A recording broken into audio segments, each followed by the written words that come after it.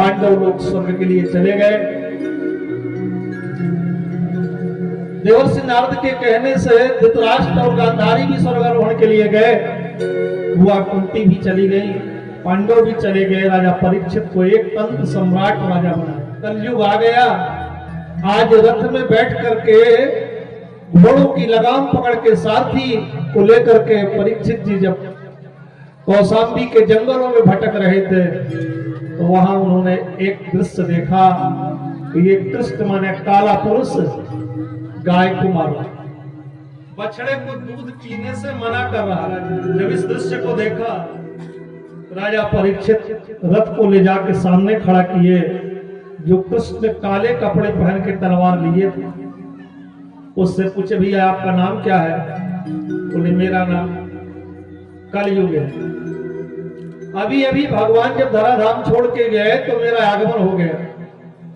मैं आपके राज्य में, आप हमारे राज्य में नहीं रह सकते क्योंकि मैं अर्जुन का नाती हूं।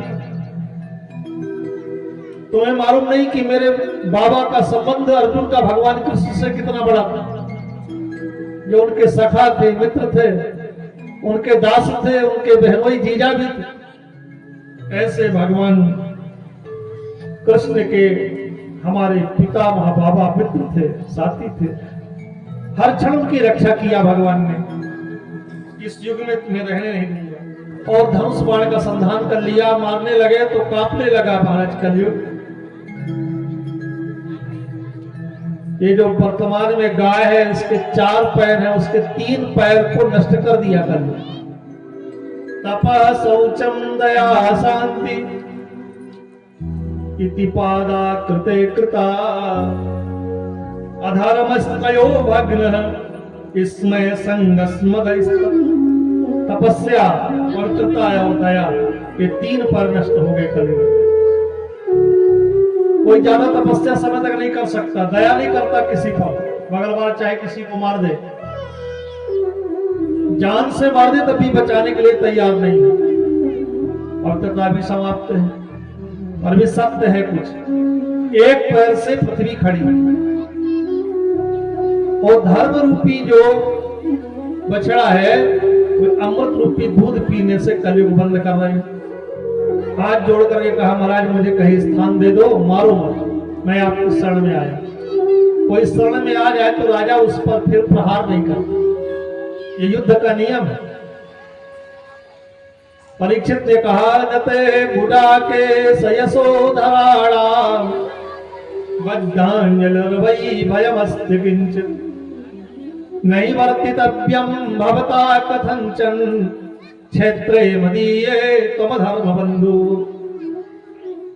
बुढ़ा केस अर्जुन के यश को हम धारण करने वाले, इसलिए उनके उस सौरता में वीरता में कालिमा नहीं लगने देंगे। भैया कलयुग तुम हमारे राज्य से चले जाओ। बोले मैं पूरे राज्य में नहीं रहूंगा, कुछ जगह स्थान दे दो, वीआईपी क्वार्टर बनवा दो 5 जगह। बोले ठीक है। निवेदन किए जाने पर कलयुग को 4 जगह स्थान दिए। द्यूतम पानम स्त्रियः सूना यत्रा धर्मश्चतुर्विध। द्यूतालय जहां जुआ हो, बधालय जहां कसाई घर हो, मदिरालय जहां दुकानें हो शराब, और जहां स्त्रियां सुंदर रूप बना के रहती हो ऐसा। बधालय, मदिरालय, द्यूतालय, वेश्यालय 4 जगह स्थान दिए। चारों गंदे स्थान थे, एक जगह बढ़िया स्थान दिया स्वर्ण में। जात रूप मदात प्रभु, सोने में भी कलयुग का निवास। इसलिए धर्म से सोना नहीं खरीदना चाहिए। नंबर 2 की कमाई से जो सोना खरीद लेते हैं वो सोना फलता है। शास्त्रों में सोना भगवत का रूप। भगवती श्रुति कहती हिरण्यवर्णाम हरणीम स्वर्ण रहित स्वया। गीता में भगवान ने कहा सोना मेरा ही रूप। जो सोना है तू धर्म में लगाओ, भगवान में लगाओ, दान कर। इस तरह से महाराज 5वां स्थान जब स्वर्ण में दिया तो कलयुग उनके मुकुट में आके बैठ गया। जरासंध के यहाँ का मुकुट था, अधर्म के द्वारा लाया हुआ था। और अंत में समीप के आश्रम में पहुंचे जहां कौशिकी नदी बह रही थी। भूख प्यास राजा को लगी थी। भोजन हो गया, दोपहर में भंडारा के बाद आश्रम में जाएंगे, बचे गए। महात्माओं से पूछो तो बोलते थे भैया कोई स्त्री थोड़ी बैठी है, टाइम से 12 बजे भोजन होता है। सुबह 4 बजे से जो महात्मा लगे हैं रसोई बनाने में, वो सो गए 1 बजे के बाद। सफाई लिपाई पुताई हो गई, पर भूखा प्यासा आदमी क्या नहीं कर सकता। जिस आश्रम के दरवाजे में क्षत्रिय धनुष तलवार लेके उस आश्रम के रक्षक होते, आज भूख और प्यास ने बुद्धि खराब कर दिया और महात्मा समीक के गले में मरे हुए सर्प को धनुष के बाण के कोने से उठा कर उनके गले में डाल दिया और पुनः वापस आ गए। 5 वर्ष का बालक जो तीनों समय संध्या कर रहा है, वो श्रृंगी महाराज जिसका नाम, वो कौशिकी के जल से कमंडल लेकर के जल भर करके आया। पिता के गले में मरे हुए सर्प को देख करके रोने लगा और वही अपने दाहिने हाथ में जल लेकर के संकल्प किया, इति लंघित मर्यादा तक्षकः सप्तमे हनि दक्षन्तस्व कुलांगारम नोदितो में ततद्भुतम्। जिनने मेरे पिता के गले में सर्प डाला, ऐसी मर्यादा का उल्लंघन किया, जिन्हें आके प्रणाम करना चाहिए, आश्रम की सेवा करना चाहिए, उसने ऐसा अपचार किया। यही नाग तक्षक बन करके आज के 7 में दिन उस राजा को काटे, उसकी वक्त ऐसा श्राप दे दिया महाराज।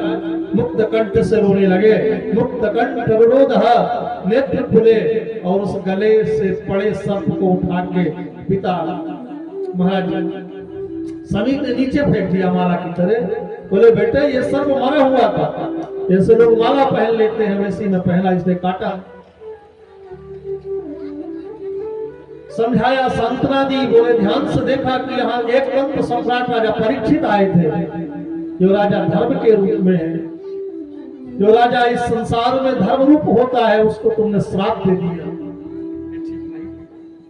धर्म न पालो नरपति सप्त सम्राट बृहस्रवा साक्षात् महाभागवतो राजर्षि हयमेधया। उस कुरुवंश की परंपरा में परम भागवत है सम्राट परीक्षित, जो सारे इस संसार को चला रहे हैं, धर्म पूर्वक जो पृथ्वी का पालन कर रहे हैं, जो भूख और प्यास से युक्त थे।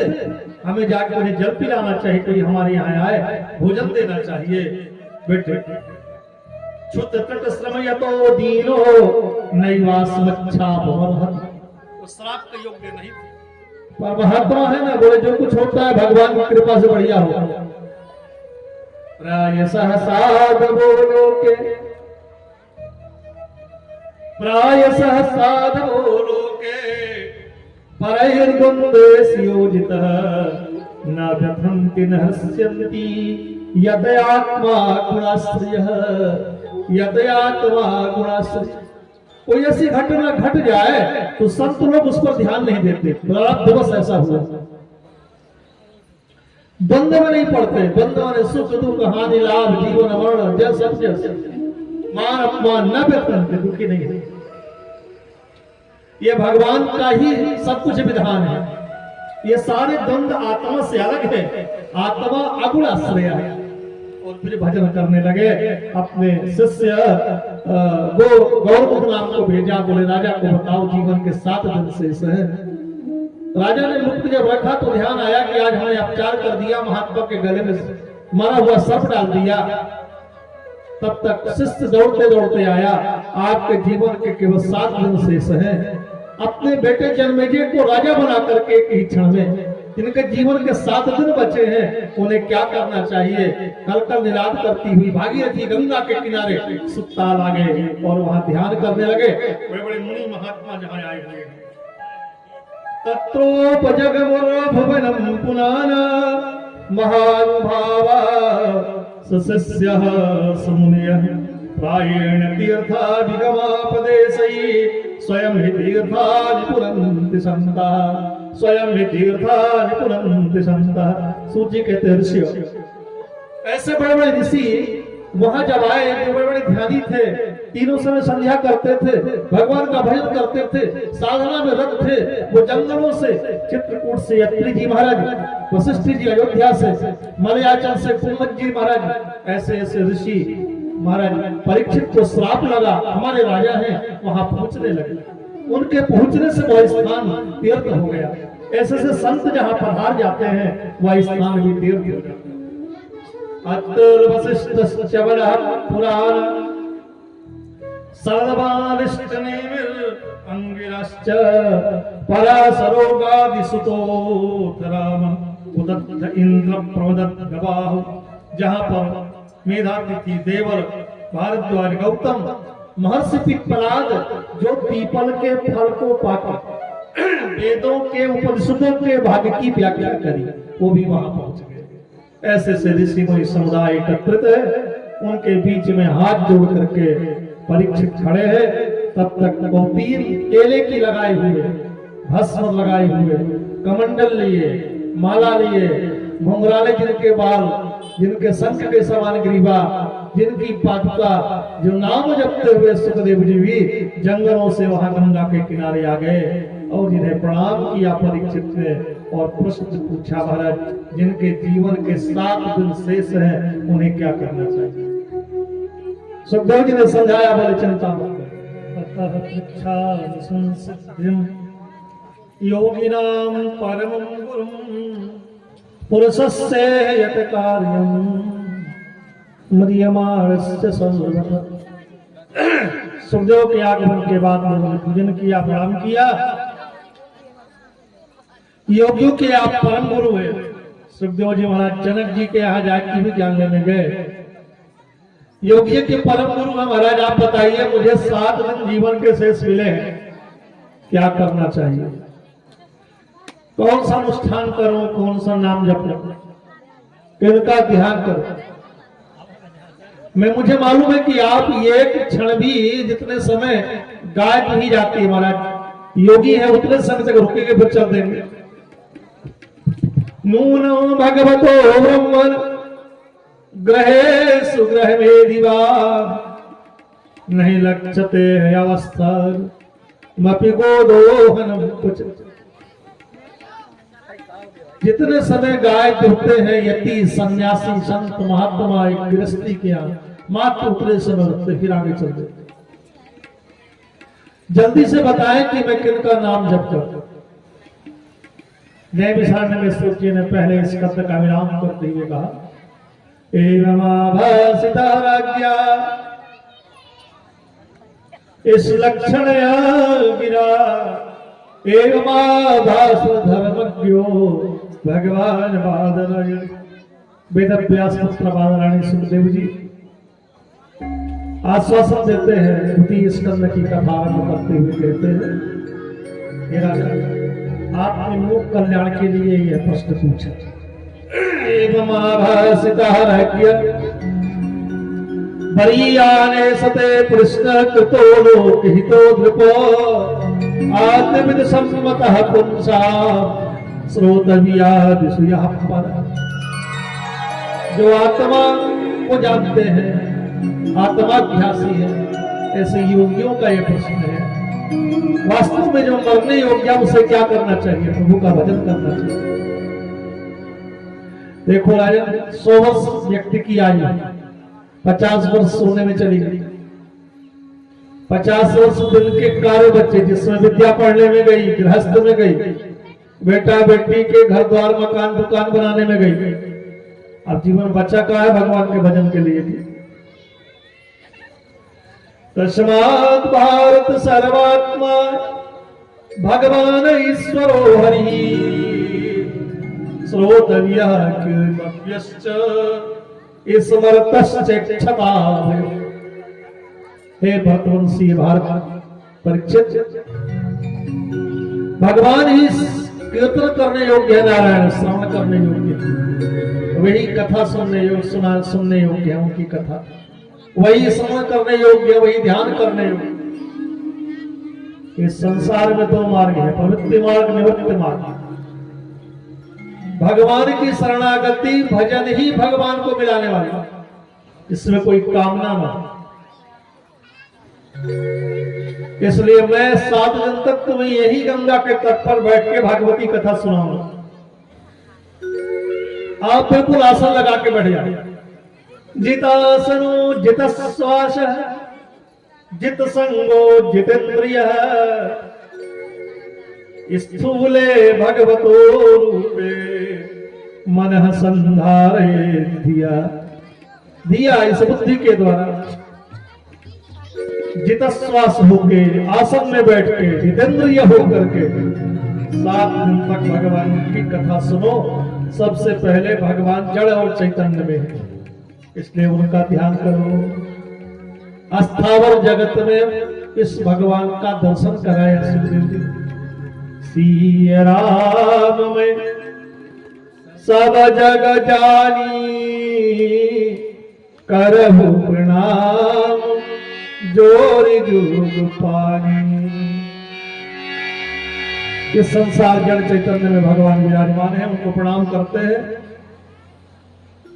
भगवान के 2 स्वरूप हैं। स्थूल जगत में भी भगवान का स्वरूप है, और लीला के लिए राम और कृष्ण के रूप से आते हैं, वो ही भगवान का स्वरूप। जब ज्यादा धन की आवश्यकता नहीं, नदियां बह रही हैं, गुफाएं हैं, वृक्ष मीठे फल देते हैं, तो बस जल पी के फल पा के गुफा में बैठ के भजन करने की आवश्यकता है। सुखदेव जी के शब्द है, चीराणि किम पथि न सन्ति दिशन्ति भिक्षा नैवान्द्रिपः परिभृतः सरितो वसुस्यन् वृद्धा गुहा किमजोजित नो भवन्न कस्माद् भजन्ति कवयो धन दुर्मदान्ना। कस्माद् भजन्ति कवयो धन दुर्मदान्ना। केवल इतना ही संसार में आवश्यकता है, और धनी लोग बिना मतलब का परेशान है। लोग देख देख के परेशान, हम इतने बड़े आदमी हो जाए। पर वे संत धन्य है जो गुफाओं में बैठ के सबड़िया नदी का जल पी के मीठे मीठे फल पा के भजन करते रहते हैं। ऐसा समझाया। थोड़ी सृष्टि का क्रम बताया। नारायण की नाम से कमल, कमल से ब्रह्मा। ब्रह्मा जी देखते हैं मुझे जन्म किसने दिया, इसलिए दिव्य 1000 वर्ष 10,000 वर्ष हमारे आपके देवताओं के 1000 वर्ष तक भजन किया उस कमल में बैठ के। चतुर्मुख हो गए ब्रह्मा जी के। जल ही जल था सब जगह। नाल तंतु पकड़ के भगवान के दर्शन करने की शक्ति ब्रह्मा को मिली जब उनने हमारे आपके 10,000 वर्षों तक नारायण नारायण कह के भजन किया। वही पुष्कर में जल के रूप में भगवान मुस्कुराए। क्षीरसाई भगवान लहरों में भगवान चल रहे थे। ब्रह्मा जी को कहा हमने आपको इसलिए याद किया, अब आप सृष्टि कर। अष्टधा जो प्रकृति है वो भगवान पृथ्वी जल तेज वायु आकाश मन चित्त अहंकार नया ब्रह्मांड बनाया, एक रूप से उसमें प्रविष्ट हुए और एक रूप से सृष्टि करने की चैतन्य शक्ति देती। हमारे रामानुज संप्रदाय में हमारे सतगुरुदेव जी अनिरुद्ध संज्ञक ब्रह्मा की पदवी देकर सृष्टि करने का विधान बताते और उससे 10 प्रकार की सृष्टि हुई। ब्रह्मा को पूरी शक्ति दे दी इस ब्रह्मांड में सृष्टि करने की, जड़ और चैतन्य की। भगवान स्वतंत्र हो गए। यह जीव प्रारब्ध के बस जो ध्यान किया कि भगवान की शक्ति ब्रह्मा में समाहित हुई और उन्होंने सृष्टि आरंभ किया। 10 मानसिक पुत्र बताए। सबसे पहले 4 श्लोक की भागवत भगवान ने सुनाई, वेदों का ज्ञान कराया, रहस्य के सहित शास्त्रों का ज्ञान कराया। इसलिए भागवती कथा अनादि। अहमेवासमेवाग्रे नान्यद् संसतः परम ऋते अर्थम प्रतीयेता न प्रतीयेत चात्मनि। कहा कि इस तरह से ये भगवान की जो कथा है, ये भागवती कथा, ये दिव्य है। भगवान ने कहा कि सबसे पहले ब्रह्मा जी में था, अहम एव पूर्वम आसम, मेरे अतिरिक्त न कोई है न होगा। आदि अंत मध्य में तीनों समय में अन्वय व्यतिरेक की दृष्टि से बताया। जैसे सोने के आभूषण सोने के बिस्कुट से बन जाते हैं और उन्हीं आभूषण को फिर मिटा दें तो बिस्कुट बना सकते। ऐसे ही है, परमात्मा भी सृष्टि के पहले भी थे और इसके बाद भी है। अन्वय और व्यतिरेक जो शास्त्रीय सिद्धांत है, दोनों में भगवान की सत्ता। इस स्वर्ण की सत्ता बिस्किट में भी है सोने के, और आभूषण में है जो हार कुंडल आदि बन जाते हैं उसमें। कुंभकार जैसे मिट्टी का घड़ा बनाता है तो घड़े में मिट्टी की भी सत्ता है, और जब घड़ा तोड़ दे मिट्टी में मिला दे तब भी मिट्टी। तो जगत का उपादान कारण निमित्त कारण भगवान है। उपादान कारण जगत में भगवान अन्वय व्यतिरेक की दृष्टि से सभी जगह व्याप्त। पृथ्वी जल तेज वायु आकाश से ही भगवान है, हम आपके अंदर भी है।